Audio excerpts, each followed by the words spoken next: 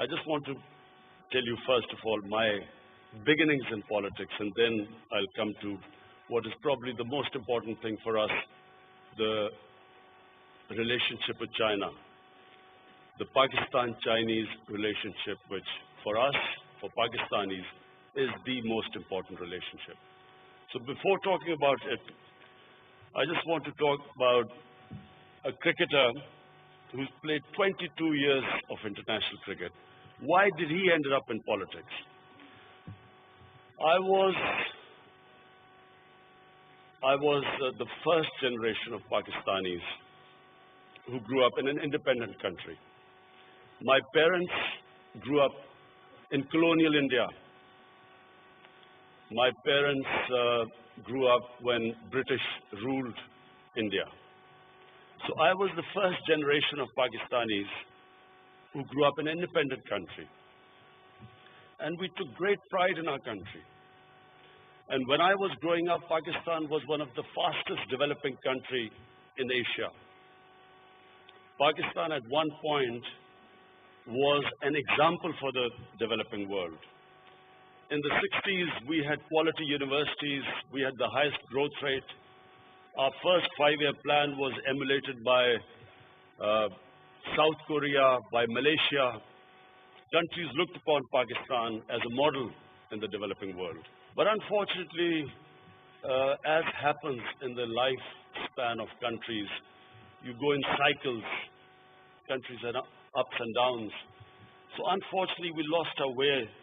And what affected Pakistan, what stopped Pakistan from achieving its potential was one thing: corruption. Corruption of the ruling elite. The reason why countries are poor are not because they lack resources. The reason why countries are poor because the corruption of the ruling elite destroys state institutions. And secondly, the money that should be spent on developing human resources gets diverted and goes into mega projects with mega commissions, with mega kickbacks. And the worst part of corruption is money laundering. Money that leaves the country. In my opinion, one of the biggest problems the world faces today is money laundering. Money laundering means money leaves poor countries and goes into rich countries. Money laundering means that despite all the aid given by rich countries to the poor countries, there is almost $1 trillion every year that leaves the developing world into developed world. And when money leaves the poor countries, it deprives that country of resources. It deprives the country of foreign exchange. They end up taking foreign loans. And who pays for the foreign loans are the people of the country through inflation, through higher prices. That's how they pay for the loans. So the poor get poorer and the rich get richer in poor countries, and the rich countries get richer and the poor countries get poorer. So Pakistan, unfortunately, after the mid-80s, started suffering from corruption. And our corruption quantumly grew. In mid-80s, I was playing cricket. I left cricket in 1992. And after that, I decided that I should come into politics to fight corruption. That's when I formed my party in 1996. The main plank of my party was to combat corruption. For 15 years, I struggled. I had a very small party. No one took my party seriously. And the only reason I succeeded was because I learned a very important lesson from sports. You only lose when you give up. And a champion is a champion who learns from his mistakes, who analyzes his mistakes and corrects them. So these two things made me last for 15 years when my party was very small. And then 7 years ago, suddenly people began to realize what I was talking about, corruption. Until then, no one took corruption as an issue. And then From 2011, exactly 7 years ago when I came to China as the head of my party, from then onwards, my party started growing. And today, it is, I thank the Almighty, it is the biggest party in Pakistan, and we are in government now. Now, ever since we have been in power, which is 2 months, our main concern is to strengthen state institutions. The stronger the state institutions, the less the corruption. And second is poverty alleviation. You cannot have a society where there are only a small number of rich people and a sea of poor people. You cannot have a society with so much inequality and expect that you will progress. Now, this is where we admire China so much.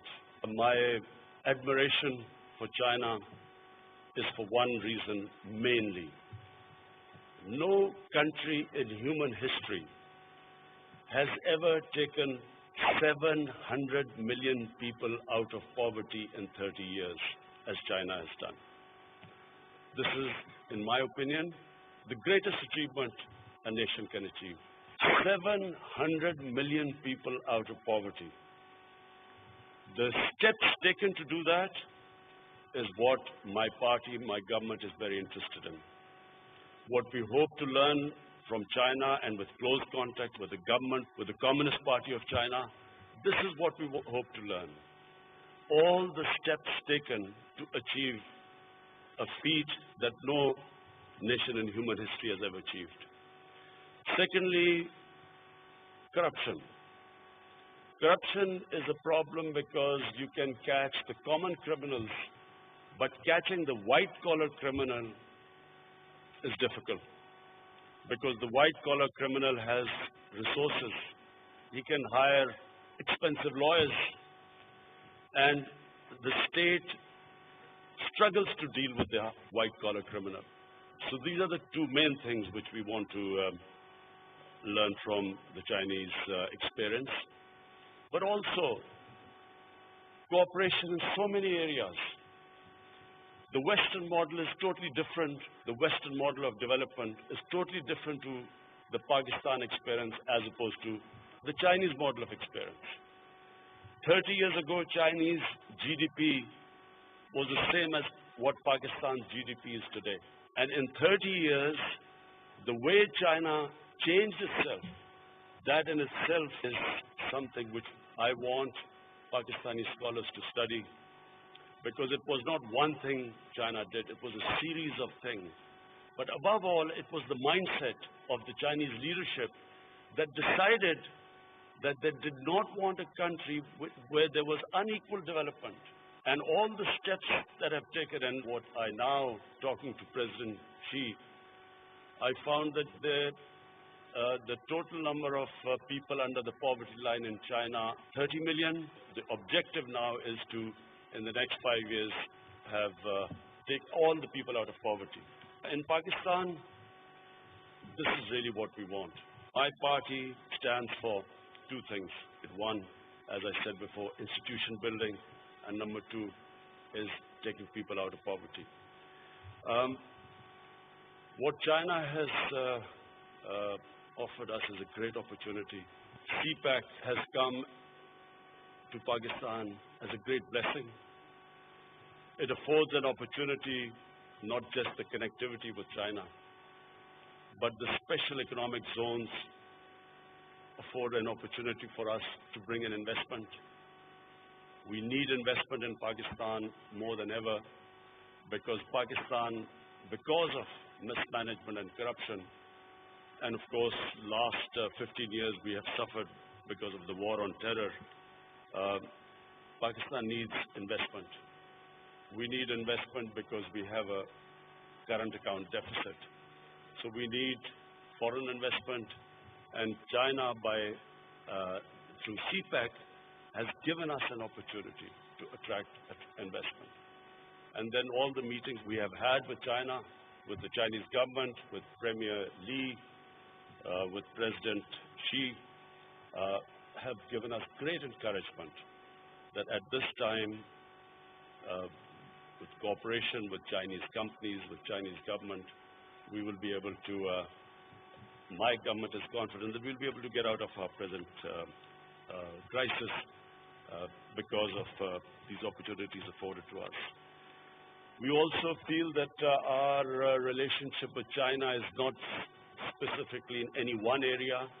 It's multidimensional. The way Chinese have dealt with the big urban city metropolis, the problems faced by that, we can learn a lot because we also have growing urbanization in big cities, all the problems that come with urbanization, sewage system, waste disposal, the threat to the environment, pollution. We can learn more from China than any other country in the world. So, as I said, our relationship with China is going to be multidimensional. The love for China amongst the people of Pakistan is ever since I can remember. It's not the government to government, but it's a people to people thing with China. People have strong love and affection for China. I was only 8 or 9 years old. My Foreign Minister Shah Mahmood Qureshi, we were both in the same school. So we still remember when Premier Chu En-lai came to Pakistan, and all of us stood outside our school with Chinese flags welcoming him. Ever since then, always China has had a special place in the hearts of people of Pakistan.